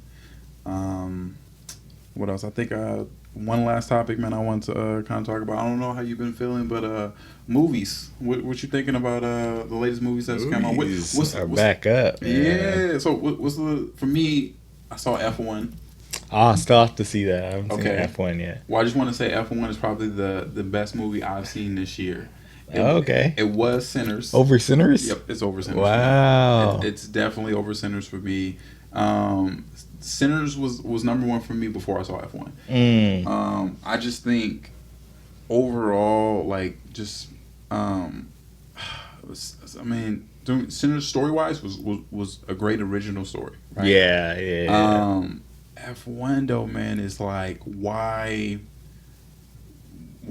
people go to the movies. Like it's such an amazing experience. And yeah. Like that F1 in general has money, so I was like, Formula One racing, they got money over there. So but I knew they were gonna put out something good. but here's the thing. So if you see F1, I saw it in what they call 4DX. Mm. And 4DX is a very immersive experience, right?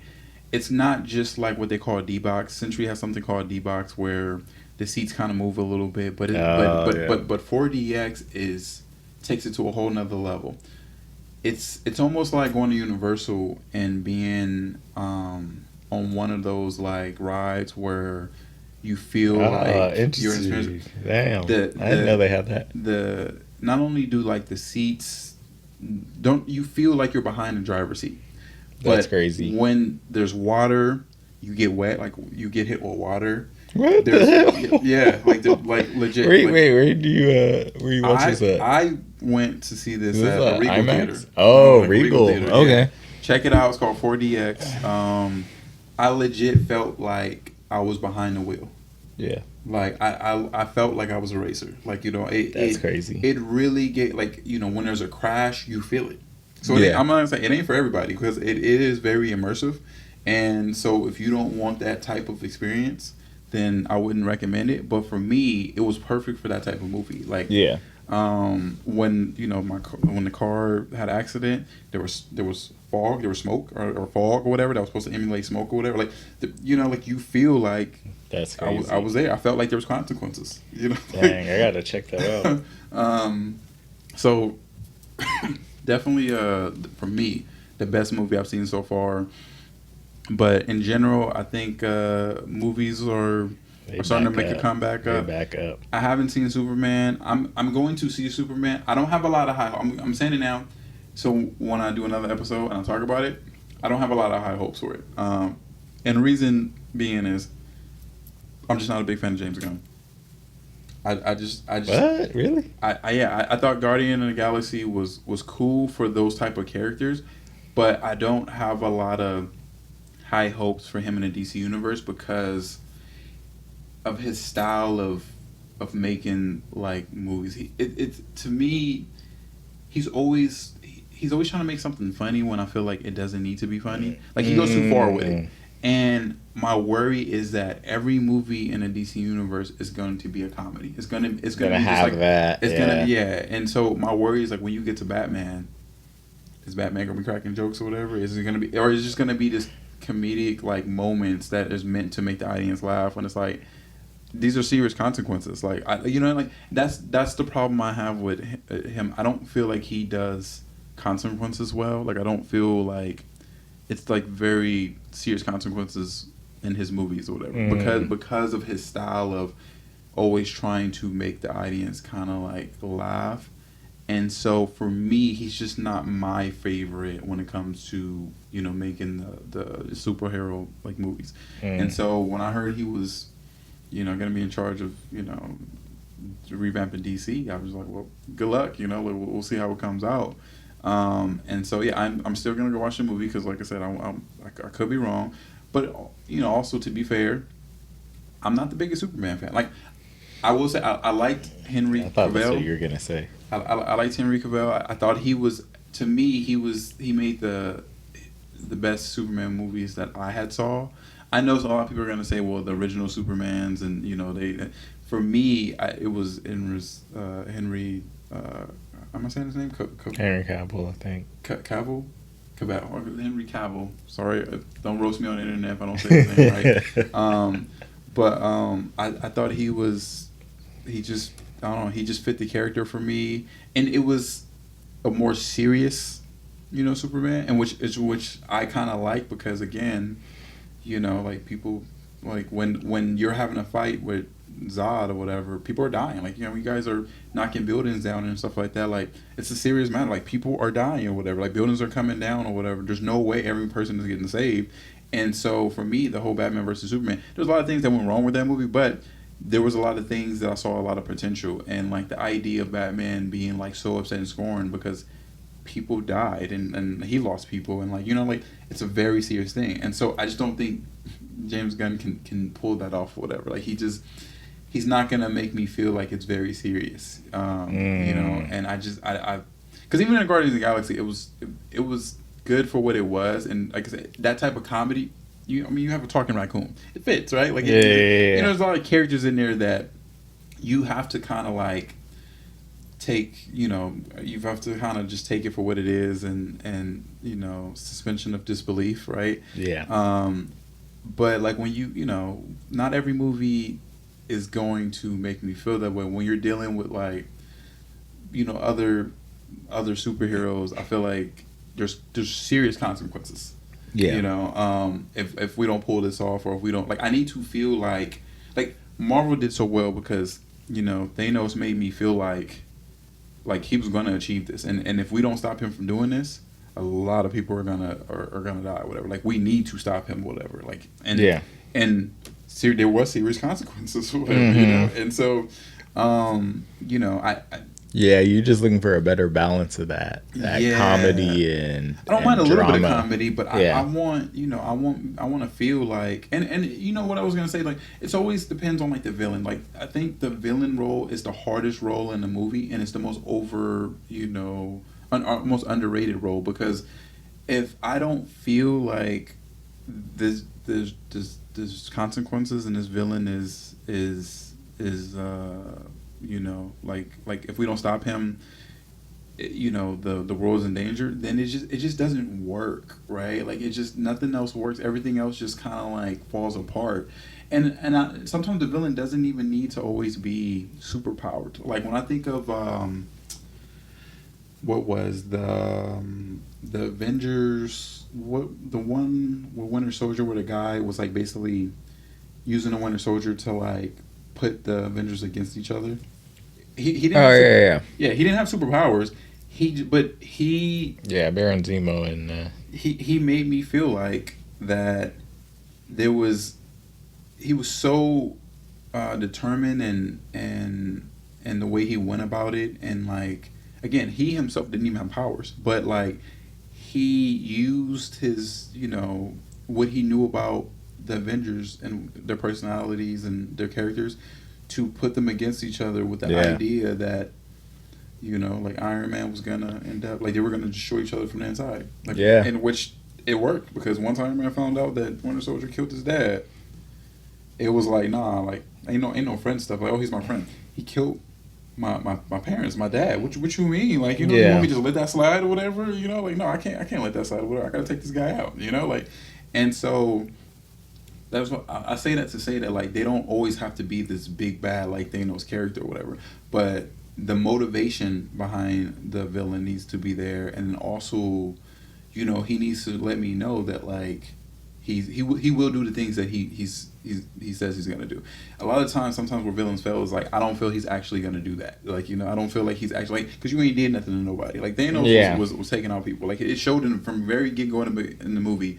It showed he was conquering planets. Like, he was wiping out planets. Like, it showed that, like, he was that guy, right? Mm-hmm. That sets the tone. Like, okay, if he says he's gonna do something, he may actually do it.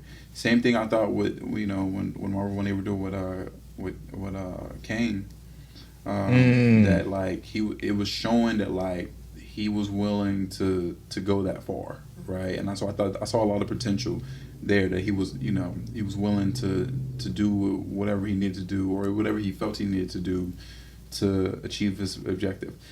So, with Superman, I just hope that the Lex Luthor makes me feel that he's willing to, take out who he needs to take out to achieve his objective, And we already know Superman doesn't historically, I know it's changed in comics a little bit, but usually he doesn't actually, like, take life. It's never been like his MO, and so for me, he's never been like my favorite or whatever, because neither does Batman historically, but there are some comics where he has, like, he's went that far, but he at least will put you in the hospital. Yeah. Like, you know, like Superman ain't doing that. Like he don't put nobody in the hospital. I mean, I'm sure he does, but like you know, normally he just like he don't really have to try to do that. He lets you kind of beat up on him until you're tired, and then he just contains you. He's all about containment. You know, Batman is a little bit different. Yeah. And I like the idea, like, you know, like in the Batman and Superman movie where Batman was randoming people. Like he was letting people know, like he was putting a mark or whatever, saying, like, listen, he was putting fear into villains. And I like that it made, you know, it set the tone for, like, you know, his motivation. Like, listen, don't come around messing Gotham. Like if you come and do stuff over here, then, you know, there's consequences. Whereas like Superman, like, you know, like there's no consequences. I you know, like it was just kind of like that. So for me, that's what I look like. That's what I look at in a type of superhero movie. So we'll see. Like I said, I'm still gonna see it. Fantastic Four. What are your Fantastic Four? That one. I don't know, man. I really don't know how to feel about that one. I was like, I'm hoping it's good, but it's sort of like in Superman, I was like, I'm just going to keep my expectations low. So I don't get this. All I can say is that it's not going to be as bad as that last one, though. I was like, it's not going to be as bad as that, you know, Miles Teller, you know, Fantastic Four, because that shit was terrible.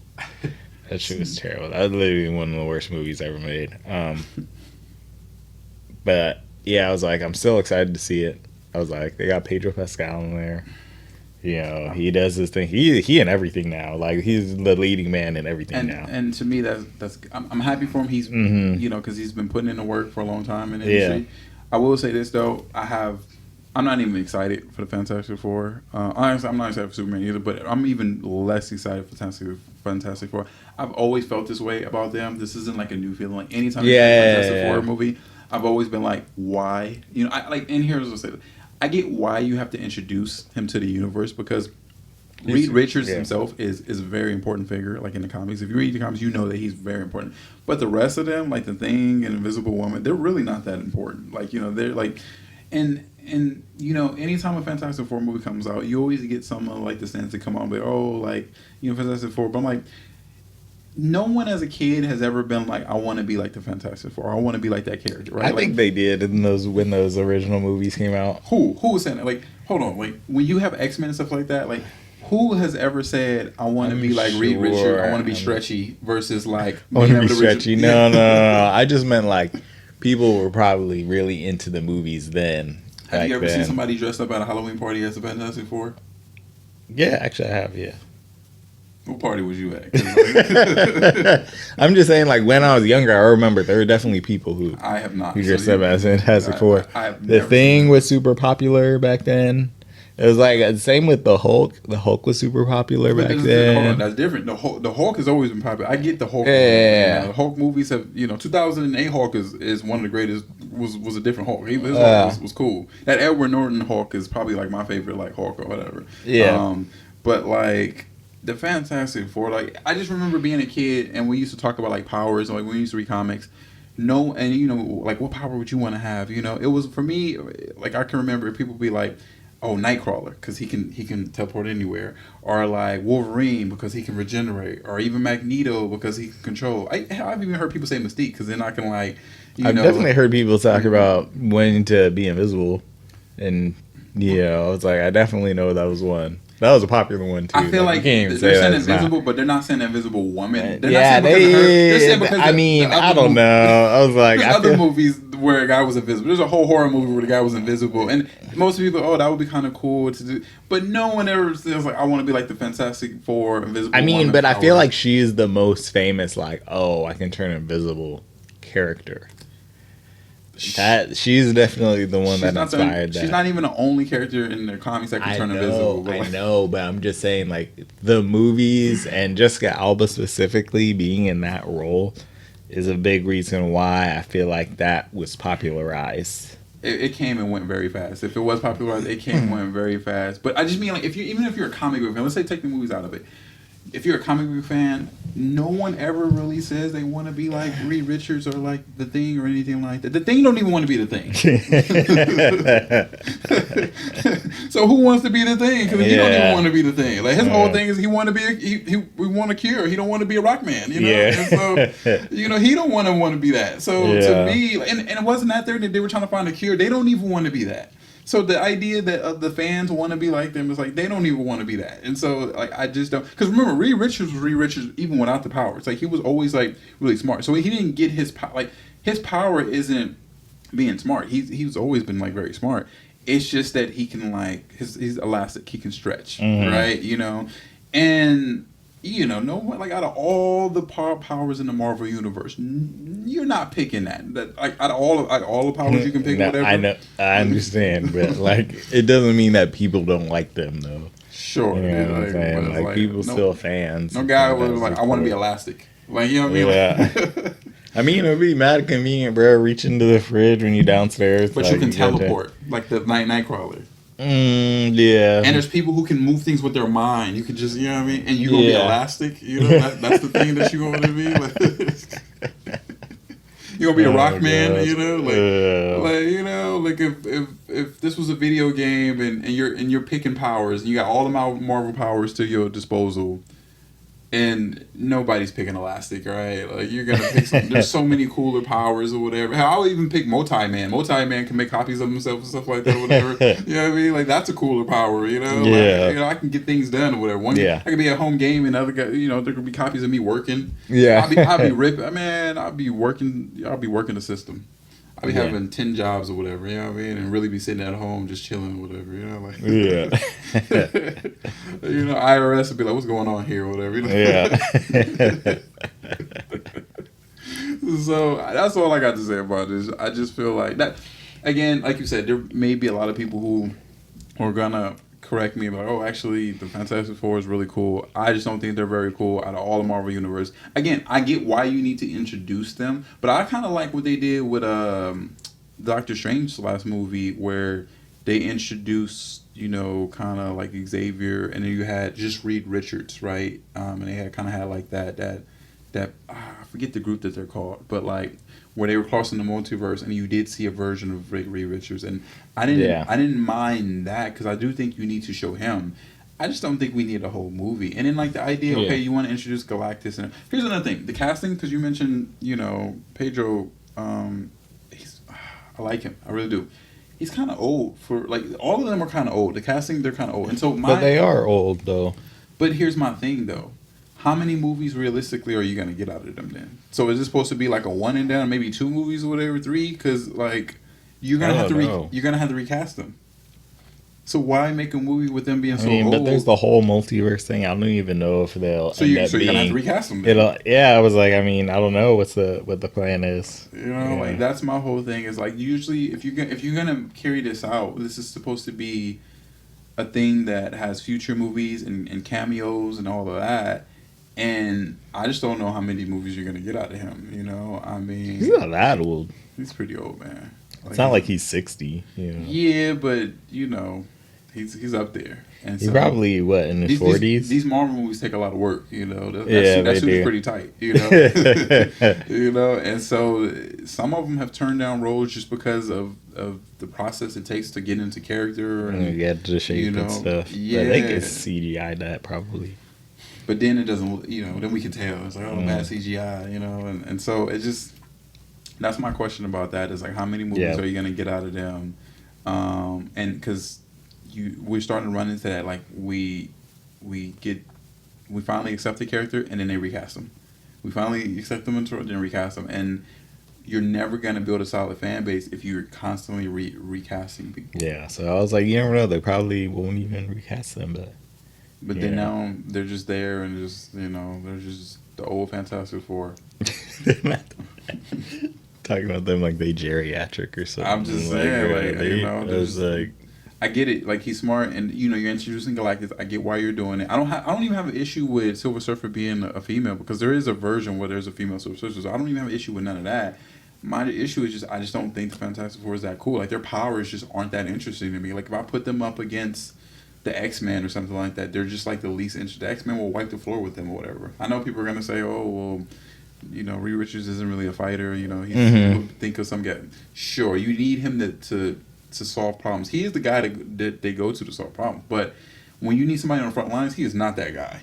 We need Elastic Man here to come in and fight Thanos or whatever. Yeah. What? What? Invisible Woman would have died like that. Like she would have got, like, I get she can do she would, man, Thanos would have stepped on her or whatever. Like she would have, like she wouldn't have been able to take a punch or anything. Like, so the thing, like, yeah, maybe he would have been the most useful one on the battlefield or whatever. But even then, like, it ain't like,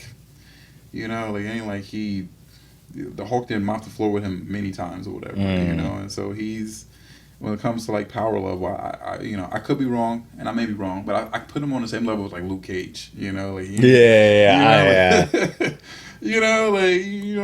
don't ever see Luke Cage like on the front lines fighting the big battles, whatever. They fight, they're defenders, they do city stuff, and so I don't really see it being super. But we'll see. Like I said, I could be wrong, and it may. I think most people are going to see Fantastic Four for Galactus, and maybe Silver Surfer. But I could be wrong. Maybe I'm gonna see people dressed up as Fantastic Four at the show. You're definitely probably gonna see this Halloween. You're gonna see maybe some more Fantastic Four like costumes. Although I still would be surprised if I saw that, because how do you even make that hot? I know women like to dress up as Fantastic Four. I don't even know, like, it's just this blue and white spandex outfit or whatever. Now if we're talking like Emma Stone, not Emma. Sorry, Emma Frost. Emma Frost. Emma Stone can play Emma Frost. Emma Frost or whatever. Now that's a whole different story. She's had some outfits that's been kind of crazy or whatever. I can see that. But even she's a cooler character. Like she can turn her whole skin into like diamond or whatever, and where it's impenetrable. She has telekinesis. Like she can do more things or whatever. Like she's just a more interesting character, and so it'll be interesting to see, but. Overall, movies have been on the rise, and I'm excited. There's some blockbuster seasons back. Yeah, for sure. There's some horror movies. I didn't see 28 Years Later. I heard it kind of flopped though. Really? Yeah, I thought it was doing well. I heard it didn't, like, for as long as people had waited to see another movie of it. It just kind of, I heard it took too long. Well, I heard they took two. It was kind of two types of concepts and thrown together, and so I felt like people were saying that the first half of the movie is really good. The second half, it kind of loses a lot of its steam, and so that was the problem with that one. Okay. And so you know me, I don't be watching horror movies like that. I know you won't do a horror movie at all. No, I'm good. I barely watch Sinners, so. Sinners isn't even a horror movie. Sinners wasn't even scary, so I was like, oh, okay, I probably could have watched that sooner, but yeah, man. Yeah. I think that's it for me, man. I think that's all. Yeah. For today's episode. Yeah. I thank everybody out there for watching us and checking us out. Yeah. I hope to put out more stuff like this regularly. Just scheduling and everything like that. But for the people who've been watching my channel, sharing my channel, I appreciate y'all. I really do. Like I said, I mean, I do this to inspire other people to have conversations, to relate, and so I just, like I said, I'm learning, I'm growing, and I appreciate each and every one of you who have been with me from the beginning and continue to support me and watch me grow, and get better. And like I said, this is a way more chill, way for me to just talk and have conversations, because I feel like on my actual show, Everyday Amazing, it's definitely a different kind of vibe, right? Like I'm there to really highlight, someone else, right? And so with this, it's not so much to highlight myself, but it's really just to talk about the things that I don't necessarily get to talk about, on my show. and it's probably things that we all think about, and you guys out there probably are saying the same stuff or similar stuff. And so, if you like what you hear, and I hope you keep watching. But I appreciate, Yep, the ones who like, watch this episode. subscribe, Like, do all subscribe, all of that. Follow all my channels. We got a Patreon coming soon, so I hope you guys all sign up for that. And because it would allow me to really focus on putting out content. So thank y'all for watching, and I'll see you next time. All right, y'all. Peace.